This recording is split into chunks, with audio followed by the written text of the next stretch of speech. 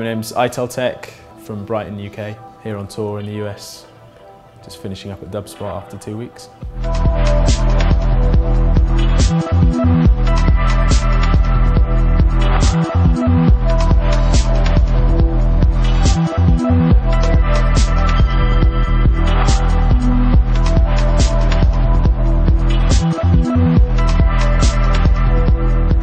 going to try and talk to you also a bit about the sort of thought behind my music as well and why I do certain things, because as important as it is to learn how to do things, I think it's also important to know why you do things.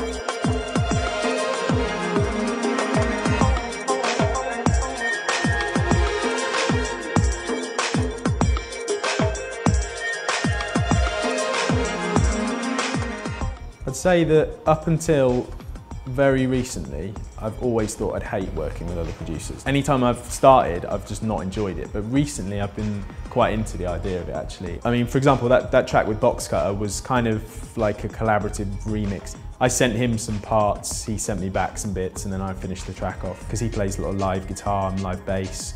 And he gave me an almost like live version of the track I'd sent him. And then I turned it back into another kind of tune.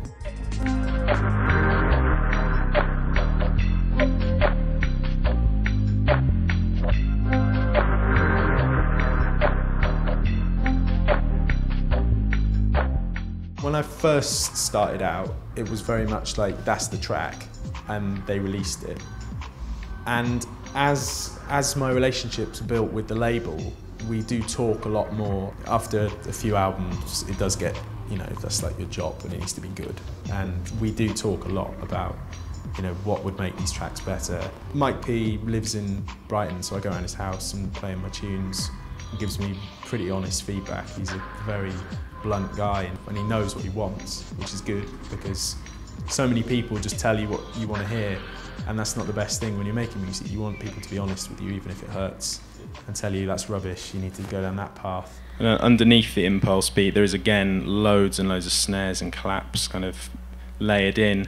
You have to really keep the volumes down on those because you don't want 6 snares all coming in at the same time or something. I've got my label tell me off for that sometimes. I mean, way too much going on in the percussion. So what you hear on the record is me taking heed of that advice. So I think it's really important to get your ideas down as fast as possible. Once my sort of inspiration has kind of taken hold and I kind of know where a track's going, I want to get the basis of it down within an hour, really. I find Ableton to be really quick for layering a lot of stuff because I just duplicate the channels. So I'll have like a melody part playing out like some synths I've recorded. I'll just duplicate out 3 versions of it. So, I mean, instantly you've got a bigger sound there. So yeah, I'm going to show you a track called Babel, which is off of my last album.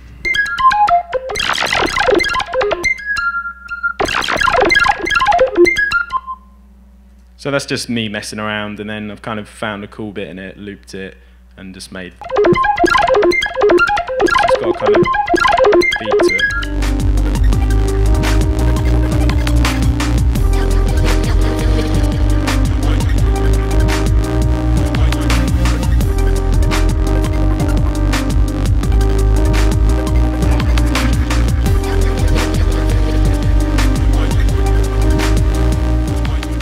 You can add slight alterations to the sort of second and third duplication. So often I'll sort of reverse one of them, or I'll sort of stick loads and loads of bit crushing on one of them just to add some texture. So you've got the same thing playing, but it's just like beefing it up so you've got more, more depth to the sound. I've got this sample that I use in loads of my tracks. Again, I can't remember where it's from, but it's like a cymbal being like brushed. So you get that kind of like kind of sound. Like that. And what I'll do, I did it on quite a lot of Midnight Colour, had this sound kind of layered underneath it, heavily sidechained. And it just really fills out, like just having a kind of, I mean, you could probably just use white noise or something, but it just, every time the kick comes out, it just makes this kind of sound pop out into the mix. So I've got it like, it's like completely sidechained, so nothing is coming through and the kick's coming through there. I think it just fills the gaps out a bit on the drums. So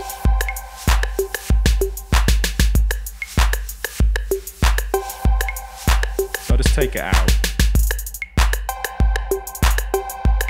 That's the kind of thing you wouldn't have programmed. You wouldn't, I don't know, I wouldn't have gone into making that beat thinking like, you know, these spaces, I could put something in there, and you'll often just clutter the beat up doing that. I think it's important, especially if you're making sort of hip-hop speed stuff, don't make the beat too complex, because it just detracts from you know, everything else that's going on. So just little tricks like that just help fill the space, and just, you know, just make it, I don't know, you wouldn't even notice if it wasn't there maybe, but it's just the kind of thing that I think, you know, really kind of makes a track.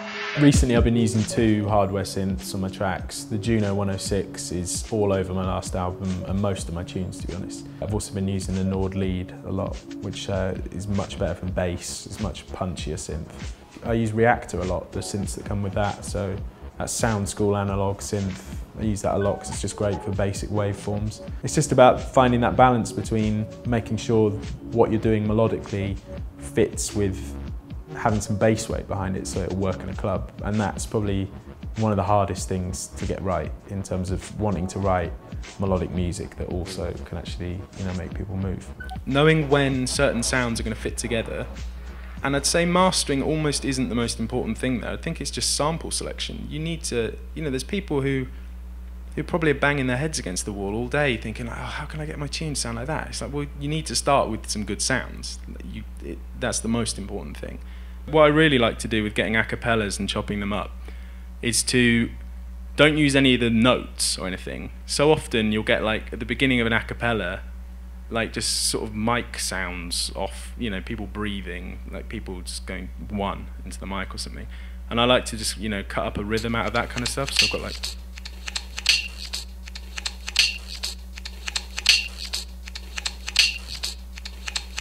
I think those sounds are literally just, you know, just a bit of breath, someone picking the mic up or something.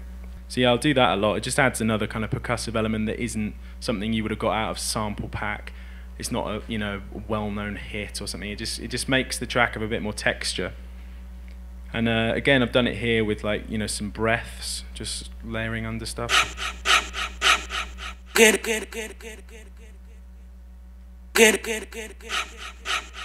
And you know, you can really, I find you can really distort the hell out of stuff like that. And if you just get a breath sample and compress it loads and loads, I mean, I'm sure like professional mixing engineers will say you shouldn't do this, but I'm doing it for effect. Like if you get loads and loads of weird noises out of that kind of stuff, and I think just experimenting like that is gonna really make the difference in your tunes.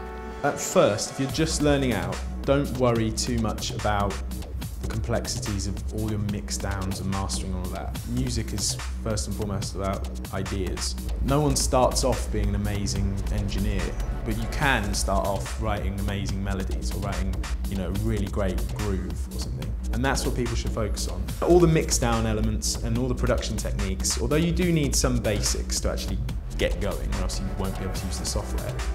Just pick that up as you go along. Try and watch as many YouTube videos about stuff, you know, Dubspot things or whatever, and you will pick it up. Like, I worried so much when I started going, oh, my tunes don't sound as good as such and such, but you don't compare yourself to other people, just do your own thing. If you actually put the effort in, you will get better.